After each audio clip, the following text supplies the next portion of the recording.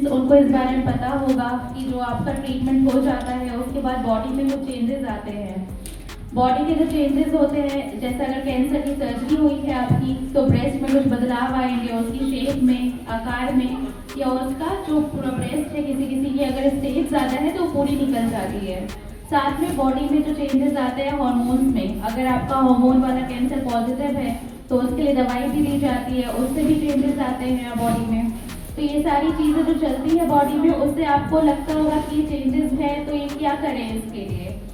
तो पैसा का प्रॉब्लम आपको रोकना नहीं चाहिए, लेकिन ये बात सोसाइटी में जाके हम बता नहीं पाते। लोगों को डर लगता है खर्चा कितना होगा, इलाज में क्या क्या होगा, तो वो डर के मारे लेट आते हैं। बट लेट आने में फिर उन्हीं का नुकसान हो जाता है, इलाज और लंबा हो जाता है। जितना लेट जो आएगा उतना ज़्यादा कीमो, उतना ज़्यादा प्रॉब्लम मेडिसिन से रिलेटेड होगा। जितना जल्दी आएंगे उतना छोटा इलाज होगा। स्तन भी पूरा नहीं निकालना पड़ेगा, हम स्तन बचा सकते हैं, तो स्तन कॉस्मेटिकली भी खराब नहीं लगेगा। सिर्फ गांठ निकाला, गांठ का एरिया निकला, बाकी स्तन बच गया। बट ये सब काम तभी हो पाता है जब वो शुरुआत का स्टेज है। और सबसे ज्यादा लोग बीमारी कम वापस भी लौटती है। कैंसर का वर्ड ऐसा है कि पूरा इलाज आपका 6 महीने 8 महीने लग के खत्म होता है, लेकिन फिर भी आपको हर 3 महीने पर आके हम लोग को दिखाते रहना पड़ता है। किसी में 3-4 साल बाद, किसी में 5 साल बाद, किसी में 10 साल बाद, किसी में 6 महीने बाद कैंसर लौट आता है। तो लौटने का भी रिस्क उसी में ज्यादा होता है जिसका स्टेज बढ़ा हुआ है। अगर शुरुआत का स्टेज है तो कम चांस होगा कि कैंसर लौटे। तो भविष्य के लिए भी अच्छा है कि कैंसर दोबारा नहीं लौटे, वो भी शुरुआत का स्टेज में आए। तो इसलिए हमारा मकसद यही है कि ये जागरूकता जो हम आप लोगों को दे रहे हैं वो आप अपना वापस जाके अपने एरिया के लोगों को बताएं और सबको यही बोलें कि कोई भी बीमारी हो तुरंत डॉक्टर को दिखाएं। जांच कराने, क्या इलाज होना है नहीं होना है वो बातें समझ लें, और बीमारी से या किसी भी चीज से डर के मारे इधर उधर भागे नहीं या उसको इग्नोर ना करें। स्वागत है। सर्वप्रथम मैं निशा मरी जी और पूजा रमाकांत जी को मैं आभार प्रदर्शित करूंगा कि स्वतः ही स्वेच्छा इन लोगों ने अपनी सहमत प्रदान की कि आज के इस दिवस पर कैंसर सर्वाइवर्स, कैंसर पेशेंट्स और कैंसर केयर गिवर्स के साथ हम अपनी बातचीत कर सकें।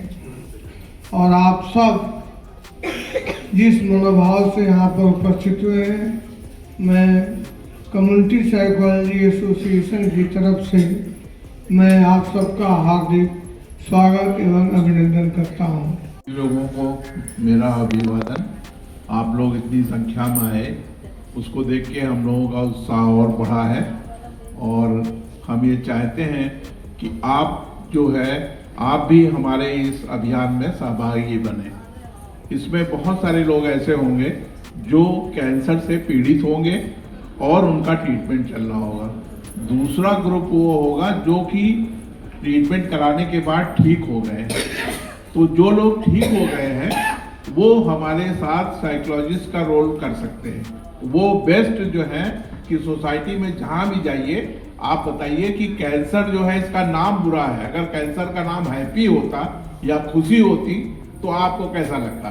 तो आप उनको ये बताएं कि ये कैंसर कोई ऐसी बड़ी चीज नहीं है, ये खुशी है, इसको हमको लड़ना है। बस आप ये बताइए कि हमने देखिए लड़ा और हम इससे जीते हैं। और अब साइंस बहुत बढ़ गई, जैसे अभी डॉक्टर राजवीर लाल ने बताया है कि महिलाओं में एक वैक्सीन ऑलरेडी डेवलप हो चुकी है जो बच्चियों में लगाया जाएगा, और 35 या 30 साल के बाद उसका उतना इफेक्ट नहीं है, कई डोज लेनी पड़ती है, मगर उससे जो है सर्वाइकल कैंसर और ब्रेस्ट कैंसर से हम बहुत आसानी से बच सकते हैं। मुझे जो टॉपिक दिया गया, जो आपने बताया साइकोलॉजिकल फर्स्ट एड बताएंगे, तो पहले समझते हैं होता क्या है। फर्स्ट एड क्या है? प्राथमिक उपचार है, मनोवैज्ञानिक रूप से करना। तो कैसे करेंगे? एक 3 प्रिंसिपल बनाए गए, look, listen and link.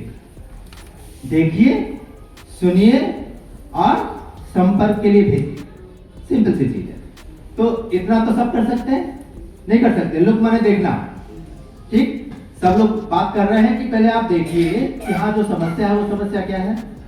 Simple सी चीज है, ये कर सकते हैं कि नहीं कर सकते हैं।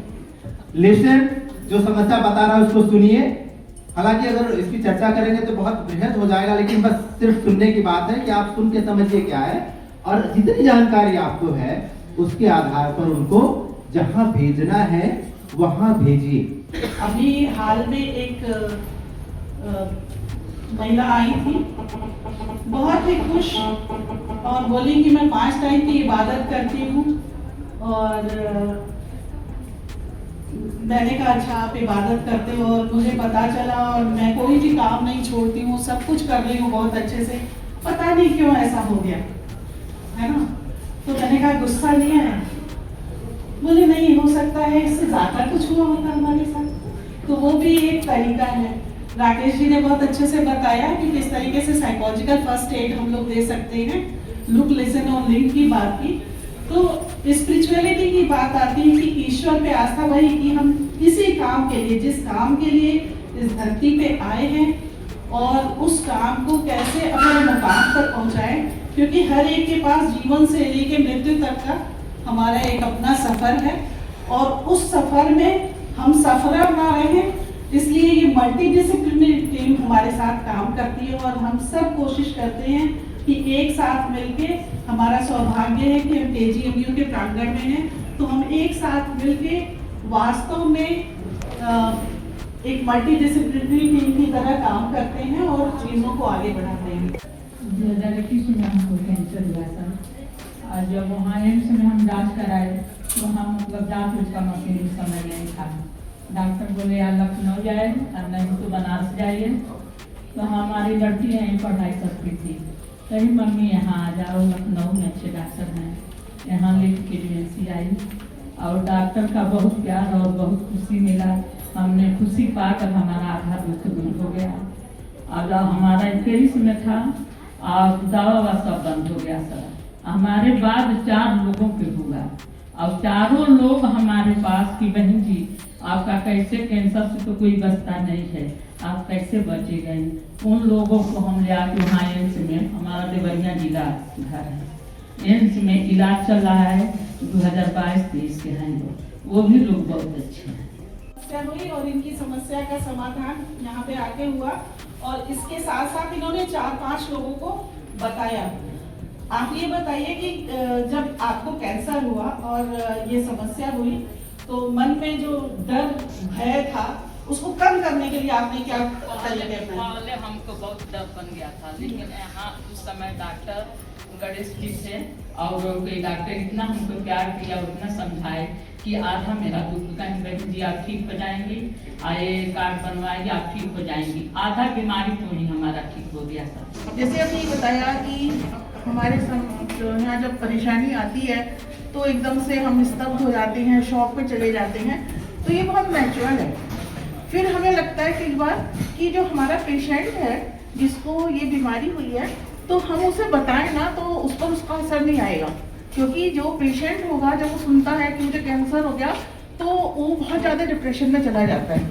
तो अभी मेरी एक फ्रेंड है और उनकी मदर को कैंसर हुआ, तो उन लोगों ने ये सोच के कि मदर की एज है और अगर हम उन्हें बताएंगे तो वो बहुत शॉक में चली जाएंगी, तो उनका नवंबर में डिटेक्ट हुआ था और उनका ट्रीटमेंट चल रहा है, तो उन्होंने अभी तक भी अपनी मदर को नहीं बताया। तो कई बार मेरे मन में ये प्रश्न उठता है कि क्या जिसको जो बीमारी है पेशेंट को पता होना चाहिए या हमें उससे छुपाना ठीक है?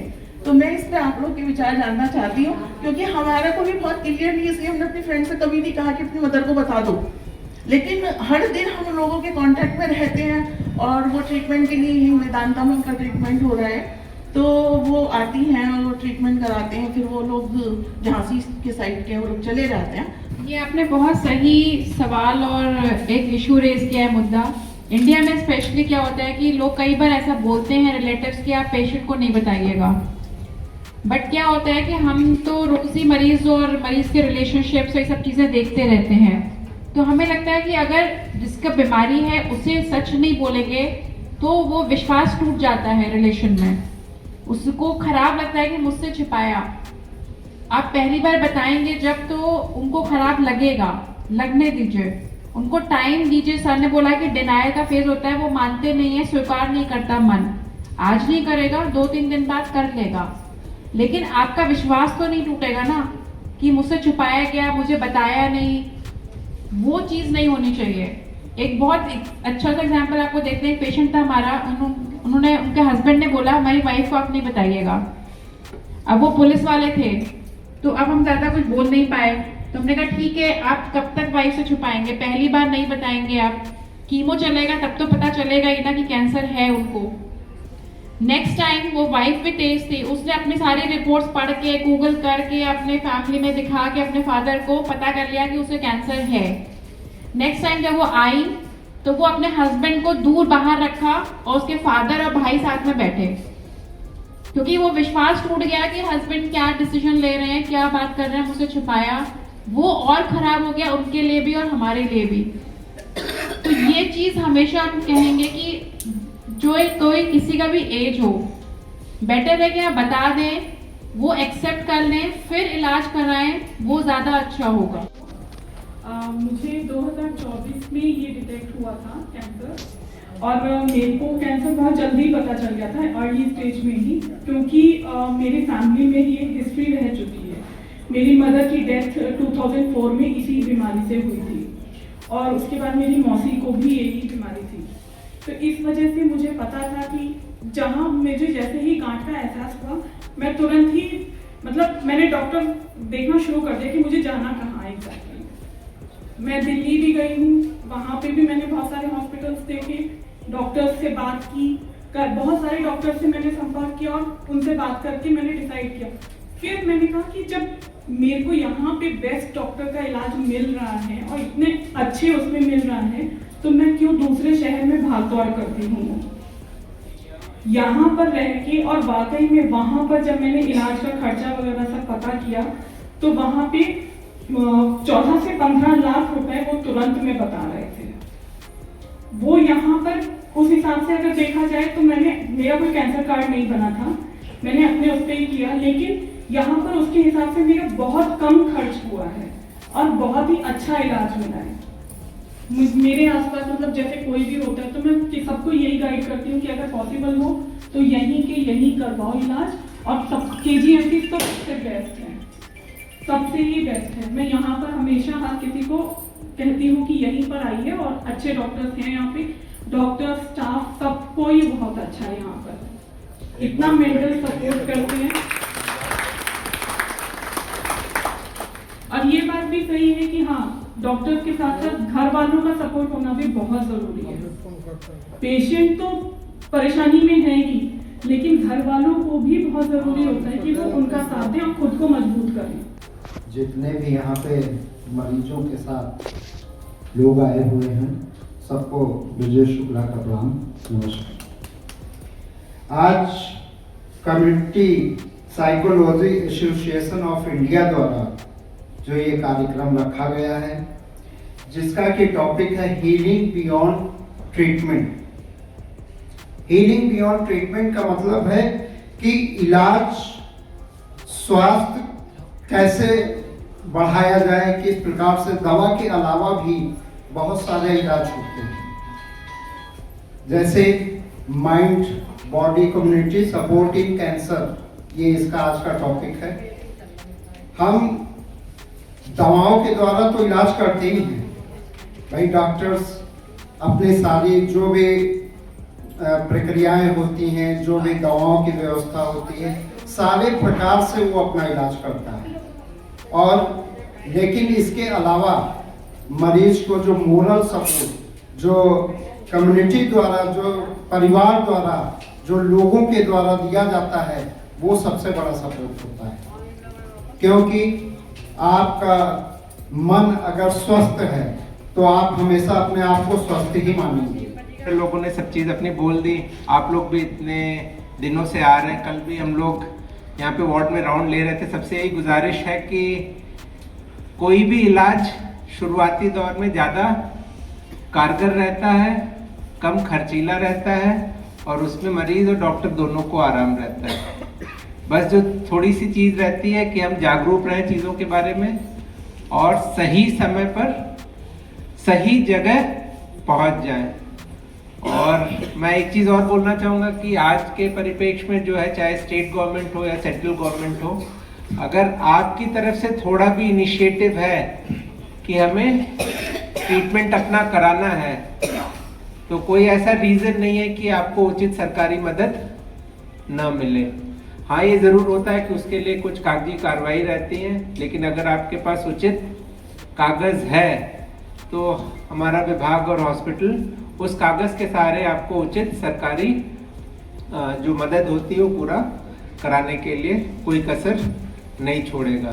सभी जो कम्युनिटी साइकोलॉजी एसोसिएशन के पदाधिकारीगण हैं, KGMU के पूरी टीम, सभी को बहुत बहुत बधाई इस डे को सेलिब्रेट करने के लिए, और आप सबको बहुत बहुत प्यार भरा नमस्कार। मैं कुछ अनुभव ये आपके साथ शेयर करना चाहती हूँ, क्योंकि मैं मनोविज्ञान की फील्ड से हूँ और मैंने कैंसर पेशेंट्स पर ही कुछ इंटरवेंशन की एक रिसर्च करी थी, और उसमें ये पाया कि जो लोग जल्दी ठीक हो रहे हैं वो कैसे अपनी बातों को बताते हैं और कैंसर को कैसे देखते हैं।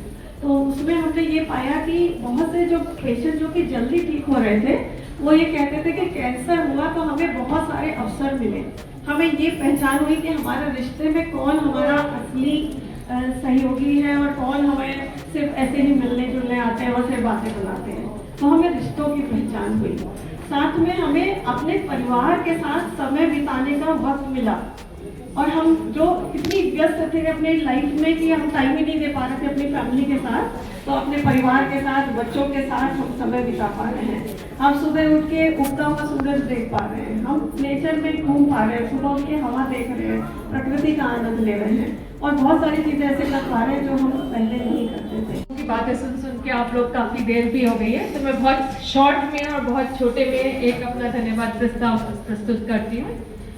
जैसे कि कहा गया है, हीलिंग सिर्फ दवा से नहीं, दुआ, सहारा और समझ से भी होती है।